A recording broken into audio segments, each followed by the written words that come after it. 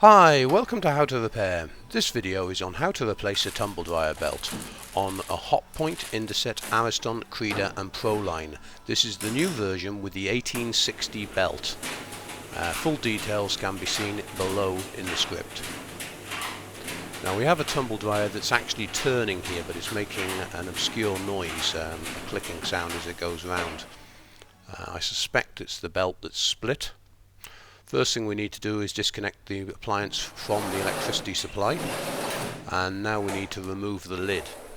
Now the lids on these machines can be quite sticky, so I'll just show you an easy technique to get them off. First you have to undo the two screws at the back of the machine.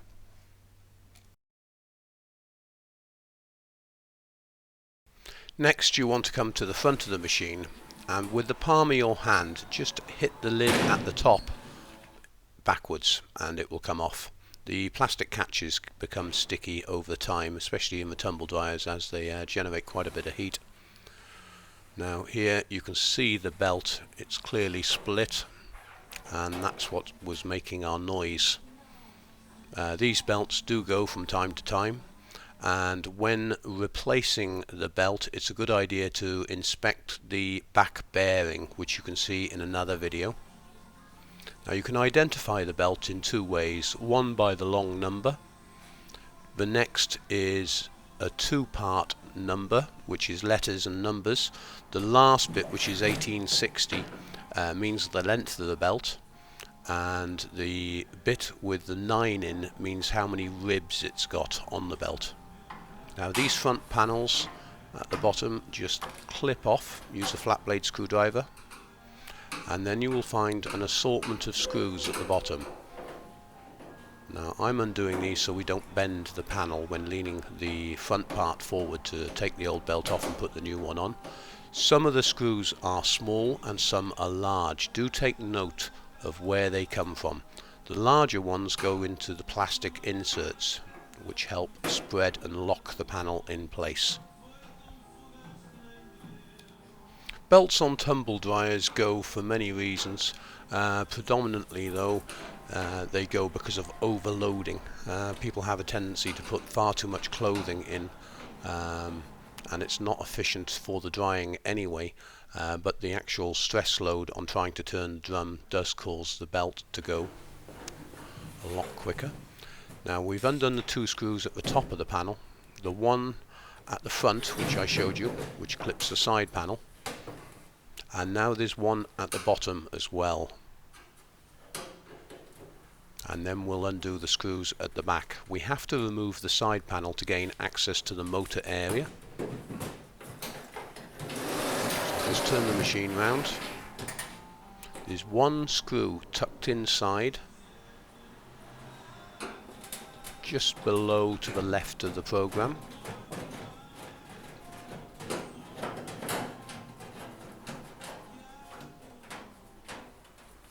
I'm just going to ease the panel off here. There's a couple of plastic clips you can see in the middle, and there's a couple of location lugs in the panel that lock to the front main facial panel.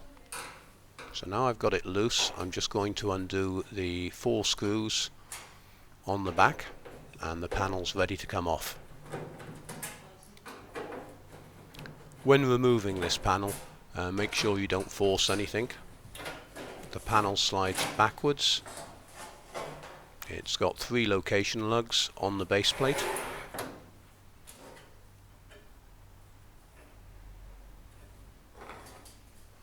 And here we've got the motor. Now what we're going to do is ease the front panel forward, but first I'm going to remove the facial, just so we don't damage it. And there is one other screw that needs to be undone, which is on the far side.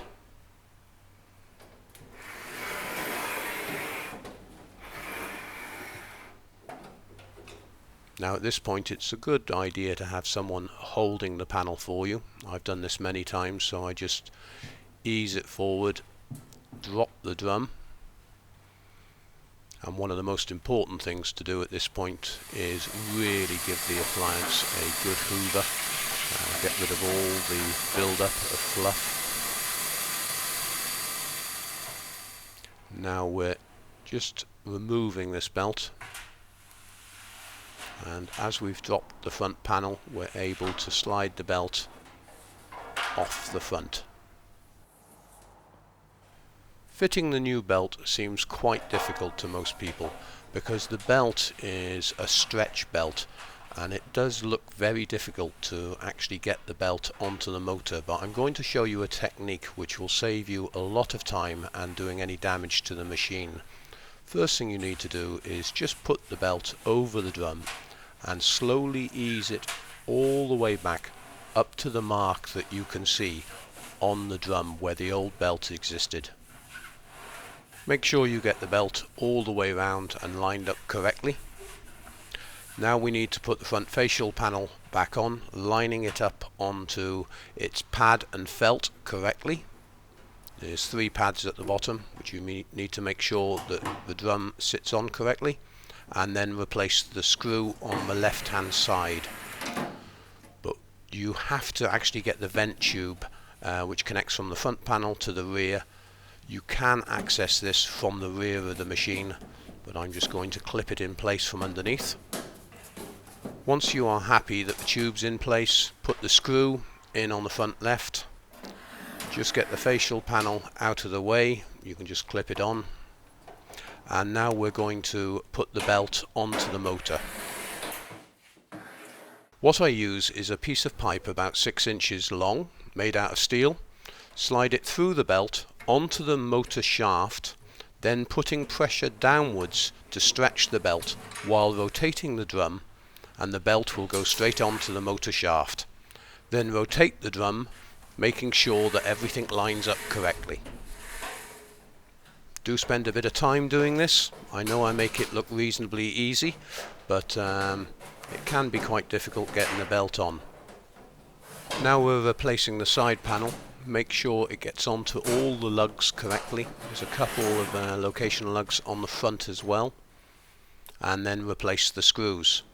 Now the vent tube I was talking about earlier, you can see where the cable runs into the vent tube at the right hand side where I just tucked it away. There is a single screw and 2 tabs to remove this, and then you can put your arm all the way down the pipe to locate it correctly if you do have trouble. While I'm doing this, the full tutorial can be found at the website. There will be links around this video, and please remember to subscribe to our channel, as that's what keeps us going and able to make these free videos for you. And you can also get the part which you need for this model of tumble dryer on the link above. And you could also join us at Facebook, and we have hundreds of tutorials at the website on cooker repairs, tumble dryers, washing machines, etc. Now once everything's assembled, just rotate the drum, making sure that the belt is staying on the motor. Now we'll put it under test, and as you can see, the belt is now running on the correct line that it was originally. Just going into reverse action, and there you go. All we need to do now is replace the lid. Again, you can see the tab here on either side. Just get it into the hole, tap it forward, and we're ready to do a load. We hope you found this video useful. Please remember to subscribe to the channel. Thanks very much for watching.